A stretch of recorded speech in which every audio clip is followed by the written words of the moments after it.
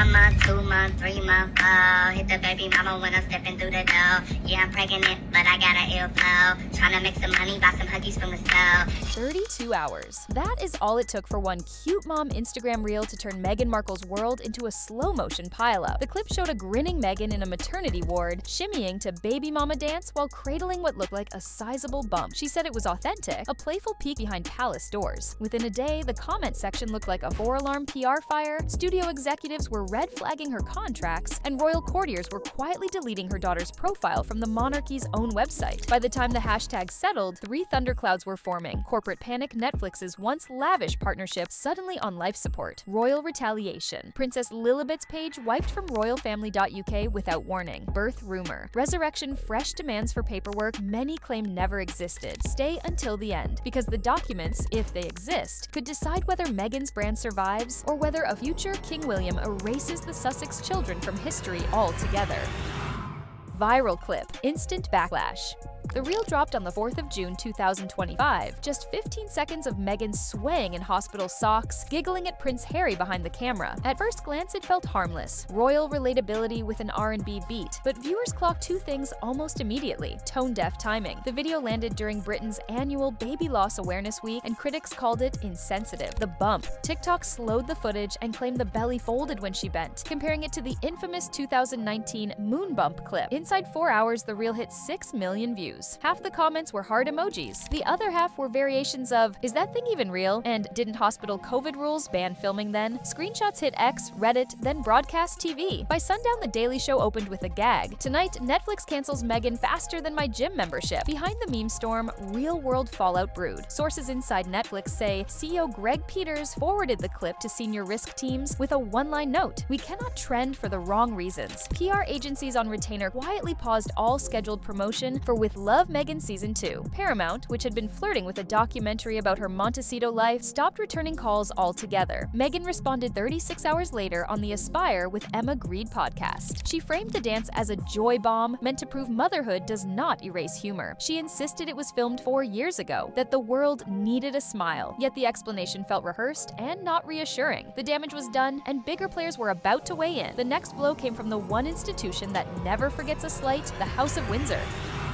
A royal webpage disappears.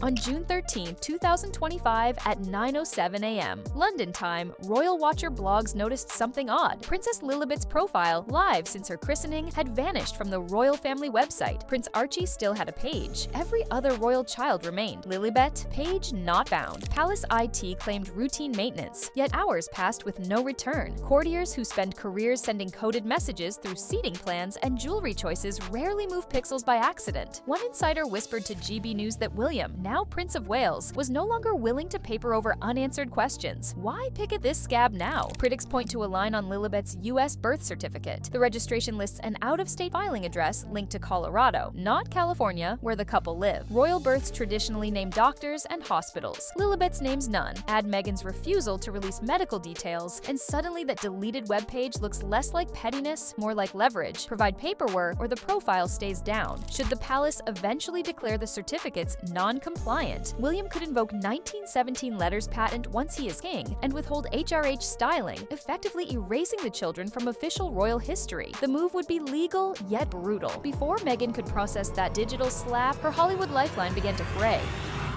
Netflix on the brink. When Meghan and Harry inked their reported $100 million Netflix deal in 2020, executives hailed it as a crown jewel. 5 years later, that jewel looks cracked. With Love Meghan Season 1 landed in March 2025 to middling reviews. Season 2, slated for late summer, bombed in 7 confidential test screenings. Feedback keywords: hollow, self-congratulatory, tone-deaf. Inside Netflix, 2 camps emerged. Cancel crew, Greg Peters, argues the sunk cost fallacy, wants to dump the episode with minimal marketing and exit the overall deal. Cautious crew, Ted Sarandos, fears a public cancellation will look like corporate bullying of a woman of color and upset progressive subscribers. Peters tried an escape hatch: delay Season 2, demand full transparency on the children's birth records as brand safety due diligence. Cue explosive phone calls from Montecito. Meghan reminded Sarandos of the streamer's diversity pledges. Harry threatened legal action for contractual interference. Lawyers are now triple-checking morality clauses. Meanwhile, Paramount Paramount ghosted a rom-com proposal, and Disney declined an unscripted pitch, telling The Wrap, "We greenlight drama, not melodrama." Fan sentiment followed the money. The hashtag #1 unsuccessful trended. Engagement on Meghan's posts fell 38% versus early year averages. Meghan was not done. She leaned into a microphone and tried to seize the narrative herself.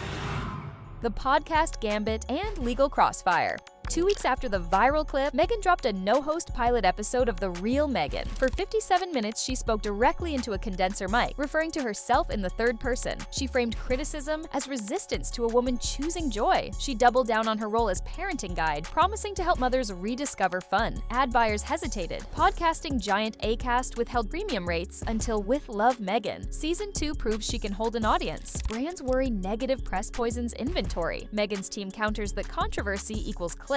Launch date slid into to be determined. Online response was harsh. TikTok clips drew 1.2 million views, but twice as many dislikes as likes. The top comment read, "We do not want lectures, we want receipts." As if on cue, Royal Watcher accounts stitched the new audio with slow-motion moon bump footage. Side-by-side comparisons spread across YouTube, amassing 14 million views. With social heat rising, lawyers stepped in. Reports say King Charles quietly asked for supplementary documentation on Lilibet's birth. Meghan's legal counsel drafted letters warning of defamatory insinuations. The palace responded that no insinuation had been made. They simply needed the paperwork. Insiders claim William is ready to strip HRH status if the stalemate drags past Christmas. Harry has issued no public defense of Meghan since April. Paparazzi now photograph him biking alone around Santa Barbara. Silence can feel like distance. Fan loyalty, once Meghan's firewall, began to crumble next. The fan exodus and countdown clock.